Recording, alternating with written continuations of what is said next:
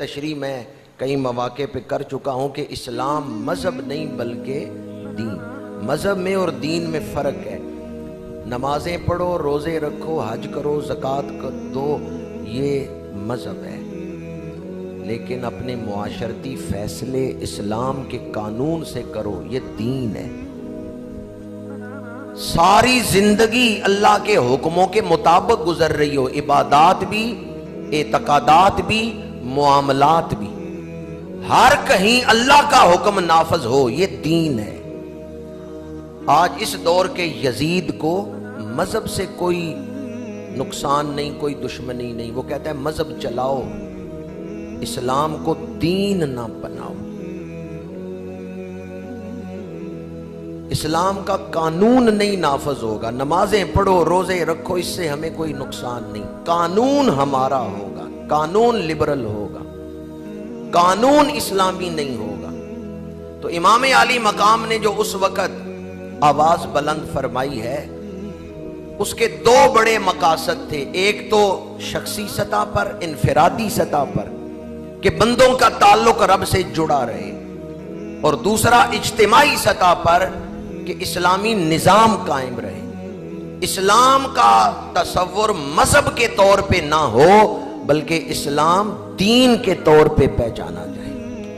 اب میں آپ سے پوچھتا ہوں، جن دو مقاصد کے لیے امام عالی مقام کھڑے ہوئے تھے، کیا آج ہمارے پاس وہ دو چیزیں موجود ہیں؟ سوشل میڈیا آ گیا، لوگ موبائل میں لگ گئے، رات کو 2 نفل پڑھنا نصیب نہیں پر 2 گھنٹے موبائل چلا رہے ہیں. تو دشمن کامیاب ہو گیا، اس نے رب سے تعلق توڑ دیا. تعلق ٹوٹا نہیں تو کمزور ضرور ہو گیا.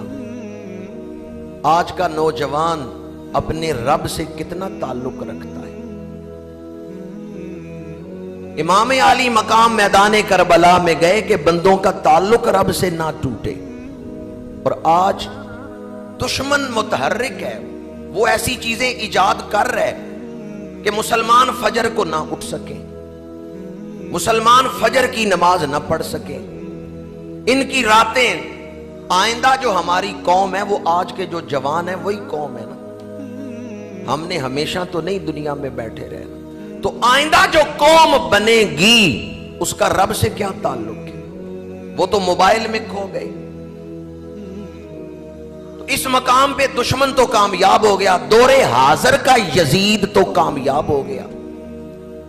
آپ 60 ہجری کے یزید کو تو برا کہتے ہیں، اور بے شک وہ برا تھا. آپ اس صدی کے یزید کو تو برا کہتے ہیں، کیا اس صدی کے یزید کو بھی برا کہنے کی ہمت ہے؟ اگر اس صدی کا یزید رب سے تعلق توڑنا چاہتا تھا تو اس صدی کا یزید بھی تو ہمارا تعلق رب سے توڑ رہا ہے، اور ہم اس کے جال میں پھنس چکے ہیں. انفرادی طور پہ ہمارا رب سے کتنا تعلق ہے، ہمیں نمازوں کی کتنی فکر ہے، ہمیں اپنے معاملات کی کتنی فکر ہے، ہمیں رزق حلال کی کتنی فکر ہے، ہمارے معاملات کس سمت جا رہے ہیں، کیا رب سے تعلق کمزور ہو رہا ہے یا مضبوط ہو رہا ہے، دل میں محبت کی کیفیت کیا ہے. امام عالی مقام اس مقصد کے لیے اٹھے تھے کہ بندوں کا تعلق جو حضور نے جوڑا، جس کے لیے بدر و احد میں قربانیاں دی گئیں، کہیں یزید ان قربانیوں کو ضائع نہ کر دے، بندے رب کو بھول نہ جائیں. اور آج اگر مسلمان رب کو بھولا ہوا ہو تو دور حاضر کا یزید کامیاب ہو گیا. اور دوسرا مقصد امام کا کیا تھا؟ اسلامی نظام قائم رہے، اسلام مذہب نہ بنے بلکہ اسلام دین رہے. رب نے ہمیں دین عطا کی ہے، ان الدین عند اللہ الاسلام. آپ مجھے بتائیں اس وقت دنیا میں کون سا اسلامی ملک ہے جس میں پورا دین نافذ ہو؟ کہیں 10% دین ہے، کہیں 20%. اسلامی ملکوں میں کہیں 50% دین ہے. سود ہر ملک میں ہے، بے حیائی ہر ملک میں ہے، چور کو اسلامی سزا کسی ملک میں نہیں دی جا رہی.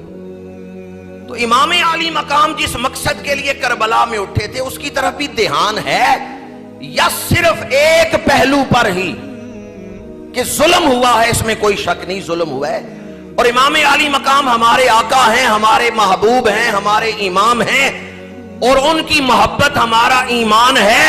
انہیں کانٹا بھی چبھے تو ہمیں تکلیف ہوتی ہے، درد اور سوز کا ایک پہلو تو موجود ہے، لیکن مجھے یہ بتائیں کہ کیا اتنا جتنا آج تک امام علی مقام کو پیٹنے پہ زور دیا گیا ہے، جس قدر درد و سوز کے پہلو کو اجاگر کیا گیا ہے، اگر مقصد امام سے وفا کرتے آج پوری دنیا پہ اسلام کا جھنڈا لہرا رہا ہوتا۔ آپ نے مقصد کی طرف ذہن جانے ہی نہیں دیا کہ امام کا مقصد کیا ہے، آپ نے بس ایک طرف ہی پیٹنے پٹانے کی طرف ہی۔ بے شک درد و سوز کا پہلو اس میں ہے، لیکن مجھے بتائیں اللہ کے نبی بھی شہید ہوئے ہیں۔ کون شہید ہوئے ہیں؟ حضرت یحییٰ شہید ہوئے ہیں۔ کیا میرے آقا کریم نے ان کے لیے ماتم کا حکم دیا ہے؟ ان کا مشن زندہ کیا ہے، بندوں کو رب سے جوڑا ہے۔ انبیاء شہید ہوئے، لیکن بعد میں آنے والے نبی پہلے نبیوں کے لیے کوئی درد و سوز کے پہلو اجاگر کر کے ماتم اور پیٹنے کا درس دیتے تھے؟ نہیں، ان کے مشن کو زندہ کرتے تھے، بندوں کا تعلق رب سے جوڑتے تھے۔ اور آج ہماری توجہ مشن سے تو ہٹائی دی گئی، مقصد سے تو ہٹائی دی گئی کہ امام کا مقصد کیا ہے۔ اسی بات کو ایک اور پہلو سے آپ کے سامنے بیان کر رہا ہوں۔ قرآن پاک میں بہت سارے انبیاء کے اولیاء کے واقعات ہیں، اللہ تعالیٰ نے ان کے واقعات بیان کیے، لیکن مہینے نہیں بتائے، دن نہیں بتائے کہ کس تاریخ کو یہ واقعہ ہوا ہے۔ ہاں واقعہ بیان کیا ہے۔ حضرت آدم کا واقعہ کتنی جگہ قرآن میں ہے کہ شیطان نے سجدہ نہیں کیا۔ حضرت نوح کا واقعہ، حضرت ابراہیم کے واقعات، اور اولیاء میں اصحاب کہف کے واقعات، وہ کس قوم سے تھے، کس دن وہ نکلے بادشاہ کے خلاف، اصحاب کہف کس دن غار میں سوئے، کس دن اٹھے، یہ تاریخیں بیان ہوئی ہیں قرآن میں؟ نہیں، واقعہ بیان ہوا ہے۔ واقعہ کیوں بیان ہوا ہے جبکہ تاریخیں تو قرآن اس طرح واقعات میں نہیں بیان کرتا؟ کیونکہ قرآن کا اصل پیغام یہ ہے کہ کہیں تاریخوں میں کھو کر کردار کو نہ بھول جانا۔ ہمارا پہلا فوکس کردار پہ ہونا چاہیے۔ بے شک تاریخیں بھی یاد رکھنا چاہیے، تاریخیں واقعات یاد دلاتی ہیں، اس لیے تاریخوں کی بھی اپنی ایک اہمیت ہے۔ احادیث سے مختلف واقعات کی تاریخیں نہیں بلکہ دن ثابت ہوتے ہیں۔ حضرت آدم کو جمعے والے دن پیدا کیا گیا، یہ حدیث سے ثابت ہوتا ہے، لیکن مہینے کا ذکر تو خیر وہاں نہیں آتا، دن کا ذکر آ گیا۔ تو اب دو چیزوں کا ہمیں خیال رکھنا چاہیے، ان واقعات کی تاریخیں بھی پتہ ہوں، لیکن اصل فوکس کس پہ ہو؟ کردار پہ، کہ اس واقعہ میں ہمارے لیے پیغام کیا ہے۔ میں مطلقاً تاریخیں یاد رکھنے کی نفی نہیں کر رہا، تاریخوں کو یاد رکھنے کی اپنی ایک اہمیت ہے، دن کو، مہینے کو اپنی ایک اہمیت ہے، لیکن اگر صرف مہینہ یاد ہو، دن یاد ہو، واقعہ یاد ہو، کردار نہ یاد ہو، تو واقعہ یاد کرنے کا کیا فائدہ ہوا؟ ایک کربلا تو وہ ہے جو گزر گئی، ایک آ رہی ہے۔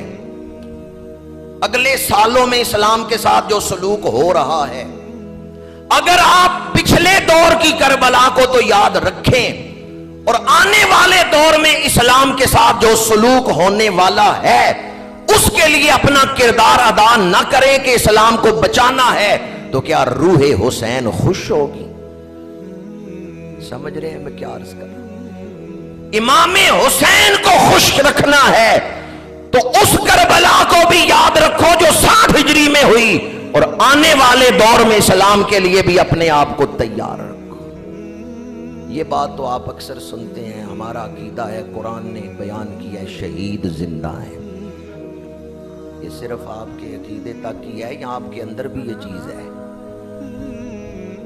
شہید امام حسین جب زندہ ہیں تو پھر ہمارے حالات بھی دیکھ رہے ہیں کہ ہم اسلام کے ساتھ کیا کر رہے ہیں۔ امام حسین صرف شہید نہیں، وہ تو اعلیٰ درجے کی شہادت رکھتے ہیں جب زندہ ہیں، بلکہ اس پر تو بہت سارے ہمارے صوفیاء نے لکھا ہے کہ حضور کی بارگاہ میں ہیں اور جو کچھ امت میں ہو رہا ہے نواسہ رسول حضور